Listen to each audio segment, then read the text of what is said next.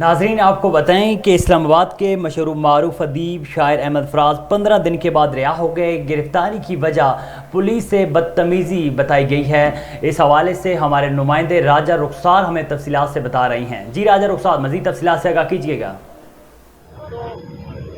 जी मैं इस मौजूद हूँ इस्लामाबाद हाई कोर्ट के बाहर और आज एक अहम केस की समाअत जो है जारी थी हाई कोर्ट में, और ख़ासकर अहमद फराज जो कि कश्मीरी अदीब शायर और ख़ासकर मशहूर और मरूफ शायर हैं कश्मीर के, उनके हवाले से ये केस चल रहा था। आज से तकरीबन 15 दिन पहले जो अहमद फराज को जो है घर से उठा लिया गया था, और आज इस केस की जब समाअत हुई तो हमें इस केस के मतलब तफसीलात से आगाह किया गया कि इस केस का बेसिकली मकसद ये था कि क्वाला के मुकाम पर अहमद फराज ने पुलिस के साथ बदतमीज़ी की थी। वहाँ से एक दिन ये गुज़र रहे थे तो कहीं जो पुलिस ने इनसे आईडी कार्ड मांगा और इन्होंने जो है पुलिस को आईडी कार्ड नहीं दिखाया, और जितने भी जो है मामला थे वो सिर्फ इसी वजह से आज तकरीबन 15 रोज़ जो है सिर्फ इतने से केस के लिए जो है उसे अंदर रखा गया, ट्रायल पे रखा गया, और ख़ासकर क्या पता उसके साथ कितना तशद्दुद किया गया। मेरे साथ मौजूद थे इमरान खान रियाज साहब, उनने भी इस हवाले से गुफ्तगू की। उनकी वालदा भी यहाँ पर मौजूद थी, उनकी अलिया मोहतरमा भी यहाँ पर मौजूद थी। उनने इस हवाले से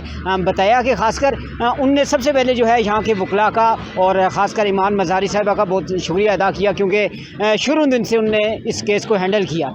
जी बहुत शुक्रिया राजा रुखसार, आप अपनी तफसीलात से आगाह कर रहे थे। नाजरीन आपको बताएं कि इस्लामाबाद के मशहूर मारूफ सहाफ़ी 15 दिन बाद रिहा हो गए। गिरफ्तारी की वजह पुलिस से बदतमीज़ी बताई गई है। बहुत शुक्रिया राजा रुखसार तफसीलात से आगाह करने के लिए।